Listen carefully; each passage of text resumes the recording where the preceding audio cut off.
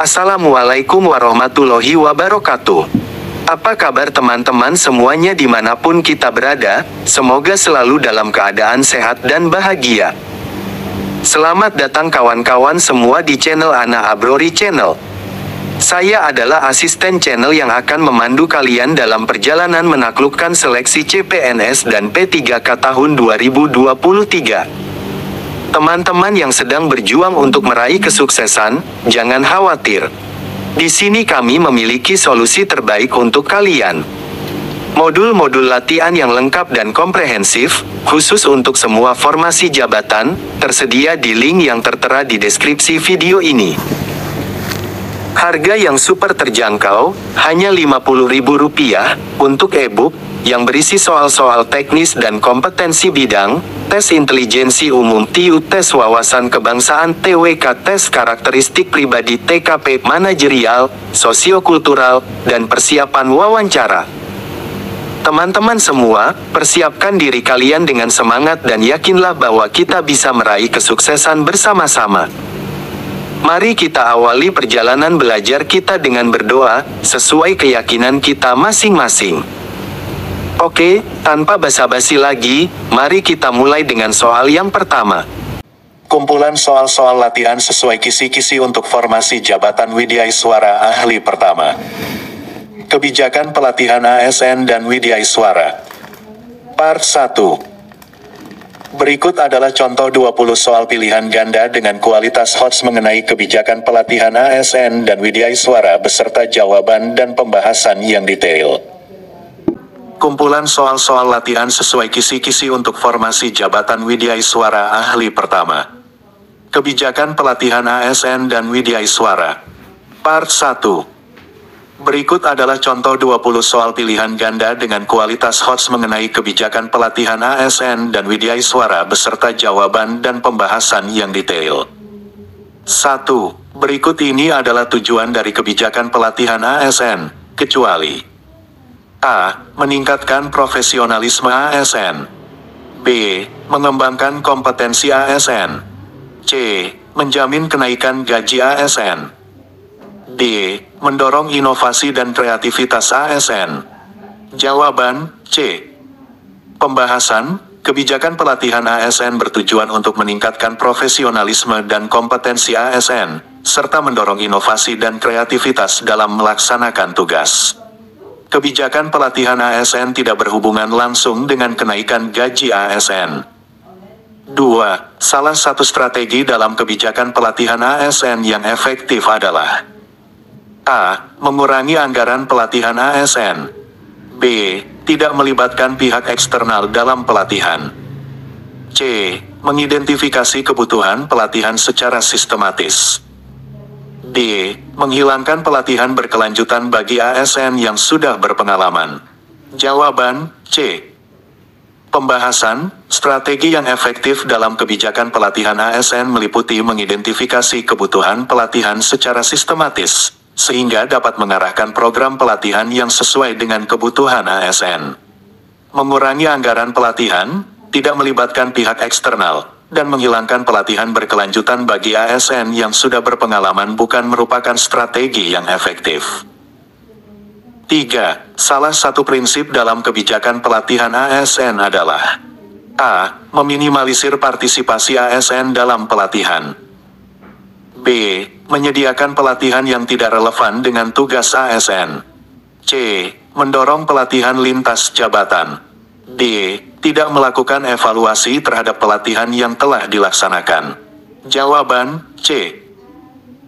Pembahasan, prinsip dalam kebijakan pelatihan ASN adalah mendorong pelatihan lintas jabatan, sehingga ASN memiliki pemahaman yang lebih luas tentang tugas dan tanggung jawab di luar jabatannya.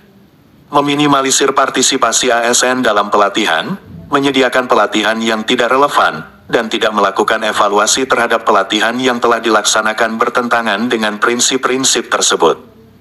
4. Pemilihan metode pelatihan yang tepat dalam kebijakan pelatihan ASN harus mempertimbangkan A. Kecenderungan peserta terhadap pelatihan teori.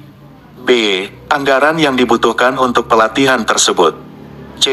Kelas pelatihan yang hanya terdiri dari satu jenis jabatan ASN. D. Pelatihan yang hanya dilaksanakan dalam satu sesi. Jawaban A. Pembahasan, pemilihan metode pelatihan yang tepat harus mempertimbangkan kecenderungan peserta terhadap pelatihan teori atau praktis, agar peserta dapat lebih memahami dan mengaplikasikan materi pelatihan. Anggaran, kelas pelatihan, dan jadwal pelatihan bukan menjadi pertimbangan utama dalam memilih metode pelatihan yang tepat. 5. Salah satu metode pelatihan yang sering digunakan dalam kebijakan pelatihan ASN adalah A. E-learning. B. Diskusi kelompok. C. Tugas individu. D. Survei kepuasan peserta. Jawaban A. Pembahasan, metode pelatihan yang sering digunakan dalam kebijakan pelatihan ASN adalah e-learning, yaitu metode pelatihan yang dilakukan secara online melalui platform pembelajaran elektronik. Diskusi kelompok, tugas individu, dan survei kepuasan peserta bukan merupakan metode pelatihan yang sering digunakan dalam kebijakan pelatihan ASN. 6. Salah satu pendekatan yang digunakan dalam kebijakan pelatihan ASN adalah pendekatan A. Kurikulum sentralisasi. B. Orientasi tugas. C. Pendekatan top-down. D. Strategi mandiri. Jawaban D. Pembahasan, salah satu pendekatan yang digunakan dalam kebijakan pelatihan ASN adalah pendekatan mandiri, di mana setiap ASN memiliki kesempatan untuk mengembangkan dirinya sendiri melalui kegiatan belajar mandiri. Pendekatan kurikulum sentralisasi, orientasi tugas, dan top-down tidak terkait dengan pendekatan yang digunakan dalam kebijakan pelatihan ASN. 7. Kebijakan pelatihan Widyaswara ahli pertama harus mengacu pada A. Pengembangan keterampilan akademik. B. Peningkatan pemahaman tentang undang-undang pemerintahan. C. Penyesuaian diri dengan perubahan kebijakan pembangunan nasional. D. Penyediaan jasa pelatihan bagi pemangku kepentingan eksternal. Jawaban C. Pembahasan, kebijakan pelatihan Widyaswara ahli pertama harus mengacu pada penyesuaian diri dengan perubahan kebijakan pembangunan nasional, sehingga dapat memberikan pelatihan yang relevan dan sesuai dengan kebutuhan pengembangan SDM dalam pembangunan nasional. Pengembangan keterampilan akademik, pemahaman undang-undang pemerintahan, dan penyediaan jasa pelatihan bagi pemangku kepentingan eksternal bukan merupakan fokus utama kebijakan pelatihan Widyaswara ahli pertama. 8. Salah satu kompetensi yang harus dimiliki oleh Widyaswara ahli pertama adalah A. Komunikasi yang buruk. B. Ketidakmampuan dalam mengajar kelompok besar. C. Ketidaktahuan mengenai perkembangan terkini dalam bidang pelatihan. D. Keterampilan presentasi yang baik. Jawaban D. Pembahasan, salah satu kompetensi yang harus dimiliki oleh Widyaswara ahli pertama adalah keterampilan presentasi yang baik. Komunikasi yang buruk, ketidakmampuan dalam mengajar kelompok besar, dan ketidaktahuan mengenai perkembangan terkini dalam bidang pelatihan bertentangan dengan kompetensi yang dimiliki oleh Widyaswara ahli pertama. 9. Pemilihan materi pelatihan Widyaswara ahli pertama harus didasarkan pada A. Minat pribadi Widyaswara. B. Tingkat kesulitan materi pelatihan. C. Relevansi dengan kebijakan pembangunan nasional. D. Permintaan peserta pelatihan. Jawaban C. Pembahasan, pemilihan materi pelatihan Widyaswara ahli pertama harus didasarkan pada relevansi dengan kebijakan pembangunan nasional, sehingga dapat memberikan pelatihan yang sesuai dengan kebutuhan pengembangan SDM dalam pembangunan nasional. Minat pribadi Widyaswara, tingkat kesulitan materi pelatihan, dan permintaan peserta pelatihan tidak menjadi pertimbangan utama dalam pemilihan materi pelatihan Widyaswara ahli pertama. 10. Evaluasi pelatihan bagi Widyaswara ahli pertama harus mencakup A. Evaluasi kebutuhan pelatihan. B. Evaluasi terhadap inovasi program pelatihan. C. Evaluasi terhadap aspek administrasi pelatihan. D. Evaluasi terhadap keberhasilan Widyaswara dalam mengajar. Jawaban B. Pembahasan, evaluasi pelatihan bagi Widyaswara ahli pertama harus mencakup evaluasi terhadap inovasi program pelatihan, yaitu mengukur efektivitas dan dampak dari program pelatihan yang telah dilaksanakan pada pengembangan kompetensi peserta pelatihan. Evaluasi kebutuhan pelatihan, aspek administrasi pelatihan, dan keberhasilan Widyaswara dalam mengajar juga penting untuk dievaluasi, tetapi kurang berkaitan langsung dengan evaluasi terhadap program pelatihan. 11. Salah satu faktor kritis keberhasilan kebijakan pelatihan ASN adalah A. Tingkat pendidikan ASN. B. Ketersediaan anggaran pelatihan. C. Komitmen pimpinan dalam mendukung pelatihan. D. Jumlah ASN di sebuah instansi. Jawaban C. Pembahasan, salah satu faktor kritis keberhasilan kebijakan pelatihan ASN adalah komitmen pimpinan dalam mendukung pelatihan, karena pimpinan yang mendukung pelatihan ASN akan menjadikan pelatihan sebagai prioritas utama dalam pengembangan SDM di instansi tersebut. Tingkat pendidikan ASN, ketersediaan anggaran pelatihan, dan jumlah ASN di sebuah instansi tidak memiliki pengaruh langsung terhadap keberhasilan kebijakan pelatihan ASN. 12. Salah satu indikator keberhasilan kebijakan pelatihan ASN yang baik adalah A. Tingkat kelulusan peserta pelatihan yang tinggi. B. Tingkat penyelenggaraan pelatihan yang sering. C. Tingkat partisipasi ASN yang rendah dalam pelatihan. D. Tingkat kejelasan tujuan pelatihan yang rendah. Jawaban A. Pembahasan, salah satu indikator keberhasilan kebijakan pelatihan ASN yang baik adalah tingkat kelulusan peserta pelatihan yang tinggi, menunjukkan bahwa peserta pelatihan telah berhasil menyerap materi pelatihan dengan baik. Tingkat penyelenggaraan pelatihan yang sering, partisipasi ASN yang rendah, dan kejelasan tujuan pelatihan yang rendah bukan merupakan indikator keberhasilan kebijakan pelatihan ASN. 13. Salah satu manfaat kebijakan pelatihan ASN yang efektif adalah A. Meningkatkan ketahanan organisasi terhadap perubahan lingkungan. B. Mengurangi anggaran operasional instansi pemerintah. C. Meningkatkan status sosial ASN. D. Mempercepat proses perekrutan ASN baru. Jawaban A.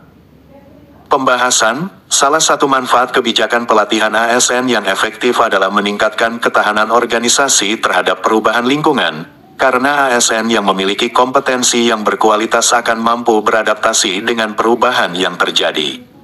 Mengurangi anggaran operasional, meningkatkan status sosial, dan mempercepat proses perekrutan ASN baru tidak terkait langsung dengan manfaat kebijakan pelatihan ASN.